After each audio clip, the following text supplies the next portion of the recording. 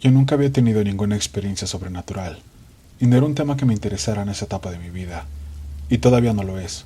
Solo me da por escuchar algunos relatos en uno que otro canal de vez en cuando. Actualmente tengo 25 años, pero esto ocurrió cuando yo tenía alrededor de 16. Para aquellos que no conozcan Izcalli, este está en el Estado de México. Yo vivía en Infonavit Norte, un barrio que es conocido por ser peligroso. Tal vez muchos de ustedes ya han escuchado noticias sobre la zona. En Infonavit pasa un río llamado Río Cuautitlán, y este es muy largo. Pasa por Fraccionamiento San Antonio, San Juan Atlamica, Bosques de la Hacienda y otros lugares más. En este hay mucha vegetación, aunque se haya convertido en un flujo de aguas negras y un camino no pavimentado en el que las personas utilizan para hacer ejercicio en las mañanas. Este río es importante, ya que lo que me pasó ocurrió allí. Voy a cambiar algunos nombres por respeto a aquellas personas que estuvieron involucradas, aunque yo ya no vivo ahí ni ninguna de las personas que voy a mencionar. Todo empezó en un día muy normal. Estaba en mi casa cuando Raúl, uno de mis amigos, me llamó para salir a tomar con otros compañeros. No los había visto por lo ocupado que estaba en la escuela, además de que no asistíamos a la misma. Ya estando juntos, notaba algo raro en su comportamiento. Estaba ido y un poco paranoico. Pensé que tal vez había tomado alguna sustancia, ya que donde vivíamos era muy fácil conseguirlas. Fuimos a su casa a pasar un par de horas hasta vernos con los demás del grupo. Por la noche ya estábamos todos los del grupo. En total éramos 4. Raúl, Daniel, Leo y yo. Salimos a una fiesta que nos salió de impreviso, y cuando acabó queríamos seguir tomando. Así que Daniel propuso irnos al río, ya que al lado hay una cancha de fútbol. Nos podríamos saltar la barda y quedarnos allí un rato tomando. Para ser honesto, eso me dio mucho miedo, ya que nunca había ido de noche a ese lugar, y como les comenté, Infonavit es peligroso, pero los demás dijeron que sí. Antes de llegar a la cancha, en ese oscuro camino al lado del río, lleno de árboles y maleza, Raúl empezó a reír, pero como si no quisiera que lo escucháramos, y entre más se aguantaba la risa, esta se escuchaba más como un llanto. Nos sacamos de onda, pero Daniel y Leo se empezaron a reír de Raúl, ya que todos estábamos tomados. Sin embargo, Raúl empezó a carcajearse, pero muy fuerte, y había algo raro en su risa, un tono diferente e inusual. Todos paramos de caminar y encendimos las lámparas de nuestros celulares para ver qué pasaba. Cuando lo hicimos, Raúl ya no estaba. Desapareció en segundos y no lo podíamos creer. Pensamos que tal vez había caído hacia el río, quedando atorado entre la maleza. Por más que buscamos, no lo encontramos. Y cuando le marcábamos a su celular, este nos mandaba directo a buzón. Estábamos a punto de irnos, cuando Leo dijo que iba a tratar de marcar una vez más, y si no contestaba nos iríamos. Cuando lo hizo, la llamada entró, y el sonido de su teléfono se oía más adelante en el camino. Así que caminamos hacia el sonido con las lámparas prendidas, por si lo veíamos a un costado del río. Mientras caminábamos, escuchábamos sonidos a nuestros alrededores y murmullos. Tratábamos de entender lo que decían, pero era inaudible. Por más que caminábamos, no encontrábamos el celular ni a nuestro amigo, mientras el sonido se alejaba cada vez más, hasta que llegamos a una calle que corta con un puente vehicular al río. Y del otro lado de la calle vimos a nuestro amigo, que nos pidió auxilio, y luego algo lo jaló de los pies con tal fuerza que cuando cayó, su cara recibió un golpe bastante fuerte. Corrimos a su auxilio, pero al llegar al otro lado me di cuenta de que Daniel y Leo ya no estaban conmigo, se quedaron paralizados del miedo. Regresé y les dije que teníamos que ir por Raúl, que seguro alguien lo había arrastrado hacia la oscuridad para asaltarlo. Daniel, con una cara desencajada, me preguntó si yo había visto a alguien, a lo cual le dije que no.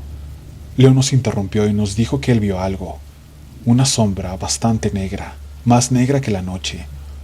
Pero yo no había visto nada de eso, así que los hice reaccionar para que fuéramos por Raúl. Al cruzar la calle, no se escuchaba nada, ni los murmullos o los sonidos entre la maleza. Tampoco escuchábamos el viento ni nuestras respiraciones. Subimos a un puente peatonal, y abajo en la calle vimos a Raúl. Estaba parado, dándonos la espalda, pero en cuanto lo vimos empezó a hablar y a gritar incoherencias, y empezó a caminar hacia nosotros, pero sus pasos cada vez eran más rápidos, hasta el punto en el que comenzó a correr. Gritaba con una fuerza que era como si alguien nos estuviera gritando en el oído con un micrófono. León nos jaló para que corriéramos, y me jaló con tal fuerza que me hizo heridas con sus uñas. Corrimos sin mirar atrás, hasta llegar a la calle donde jalaron a Raúl de las piernas. Cuando paramos de correr, ya no nos venía siguiendo y todo parecía tranquilo. Decidimos tomar el camino largo, que no es por el río, pues estaríamos más expuestos a ladrones u otros peligros. Pero el que nos causaba más miedo en ese momento era Raúl. Y eran las 4 de la mañana y decidimos ir a la casa de Raúl para informarles a sus padres lo que había sucedido. Cuando llegamos los vimos a lo lejos con unas maletas, así que nos apresuramos para que no se fueran y nos ayudaran a buscar a Raúl. Cuando nos vieron se asustaron, pensaron que nos habían asaltado. Nos veíamos entre sí, sin saber cómo empezar, hasta que Daniel le dijo a la señora que algo le había pasado a Raúl y que no lo podíamos encontrar. Le contamos sobre la fiesta y luego cómo nos fuimos a la cancha que está al lado del río, pero él desapareció y está actuando muy extraño. Daniel iba a continuar relatando lo que habíamos vivido cuando su madre rompe en llanto, un llanto tan desesperado y lleno de angustia que me dio escalofríos y tristeza de pensar cómo reaccionaría si encontráramos a Raúl en mal estado. En ese momento, el padre de Raúl nos dijo que entráramos a la casa. Ya adentro, comenzó por preguntarnos si estábamos seguros de lo que habíamos visto, a lo que respondimos sin titubear que sí. Él hizo una pausa bastante larga, hasta que nos dijo: ni Raúl ni nosotros hemos estado en la casa en los últimos 2 meses. Mi esposa y yo acabamos de regresar hace un par de horas, solo por ropa y otras cosas que necesita Raúl. Mi hijo está en Veracruz. Don Jesús empezó a contar lo que había pasado, ya que Raúl en sus momentos lúcidos les contaba lo que había sucedido, pero muchas de las veces las cosas que relataba no tenían un orden. Pero aquí está lo que pasó. Más bien dicho, lo que ellos creían que había pasado con Raúl, porque hasta ese momento solo tenían piezas de un rompecabezas incompleto que no terminaban de comprender. Don Jesús continuó diciendo: hace algunos meses Raúl empezó a juntarse con unas personas nuevas de este edificio. Se veían como personas normales, o sea, 2 hijos y su madre, nada fuera del ordinario. Eran personas calladas, que hasta eso se aprecia cuando vives aquí, donde todos ponen su música a todo volumen, gritan como locos o se pelean con sus familias sin importar quién los escuche. Ellos no eran así, eran personas calladas y muy educados. Una vez Raúl estaba en la sala jugando en su teléfono hasta tarde y notó algo raro en el departamento de arriba, en donde se encontraban los nuevos inquilinos. Se dio cuenta de que el techo en el centro de la sala se sentía caliente. No era nada preocupante como un incendio, pero sintió el calor. El siguiente fin de semana pasó lo mismo, pero esta vez al tocar el techo se dio cuenta de que era un espacio reducido, donde se sentía el calor. Conforme iba palpando, pudo deducir que se sentía como un círculo. Él pensó que era el cableado viejo, así que no le puso atención. En esa semana hizo amistad con uno de esos vecinos. Era un joven unos años mayor que él, que dijo llamarse Luis. Invitó a mi hijo a una fiesta, y él no dudó en ir. La siguiente noche se alistaron y salieron prometiendo llegar en buen estado y temprano. Pero desde entonces cambió la vida de nuestra familia. Raúl ya no era el mismo. Empezó a salir todas las noches en las madrugadas y volvía al amanecer. Se veía ido, con la vista perdida, sus ojos cada vez más hundidos y ojeras pronunciadas. Teníamos que gritarle para que nos pusiera atención. Antes de pensar en algo paranormal, pensamos que estaba consumiendo alguna sustancia. Así que lo llevamos al médico para que le hicieran estudios. Pero los estudios salieron bien, a pesar de su apariencia. Incluso los estudios por si consumía algún tipo de sustancia salieron negativos. Inexplicablemente, cosas empezaron a suceder. En esta su casa se sentía mucho más oscura. Por más que abriéramos las ventanas, la oscuridad siempre prevalecía. El ambiente se volvió muy pesado. Se oían como si alguien tocara las puertas 3 veces de las habitaciones al mismo tiempo por las noches. También aparecían rasguños en las paredes. Pero había algo que nos incomodaba aún más, no solo por ser inexplicable. Era ese calor que emanaba del techo de la sala. Ya se sentía tan caliente que no podía ser ignorado. Tratamos de hablar con los vecinos, pero estos ya no eran los mismos. Se volvieron violentos, altaneros, ruidosos, nada que ver como cuando llegaron. Incluso Luis quiso golpearme por reclamar y preguntarle qué le había hecho a mi muchacho. Mientras mi esposa, escéptica ante los resultados médicos, todavía sospechaba de alguna sustancia, pero no encontró nada en su cuarto. Las cosas en la casa cada vez se salían más de control. Ahora había una entidad de todas las demás que empezaba a hacernos daño físico, pero al que parecía irle peor era Raúl. Esta entidad se podía distinguir levemente en los rincones de la casa. Por las noches atacaba a Raúl y le gritaba que iba a ser de él, que faltaba poco para que se lo llevara. Mi hijo tenía golpes y mordidas por todos lados. Tengo que aclarar que mientras todo esto estaba pasando, trataba de traer a sacerdotes, pastores, supuestos brujos, entre otras cosas, pero nadie podía hacer algo contra eso. Los que realmente podían ayudar fueron atacados en sus casas por estas presencias, dejándoles saber que si regresaban, eran los próximos. Un primo lejano que vive en Veracruz me dijo de unos brujos que teníamos que llevar a Raúl para poder ayudarlo. Mi primo fue claro al decir que posiblemente mi hijo no la libraría, pero si ellos podían ayudarlo, harían. Por teléfono, los brujos nos dijeron que tratarían de averiguar qué fue lo que sucedió, pero Raúl cada vez estaba peor, y los vecinos ya no salían del departamento. Se escuchaban pasos y movimiento arriba, pero nunca abrían la puerta. Era algo desesperante, ya que ellos tenían la respuesta.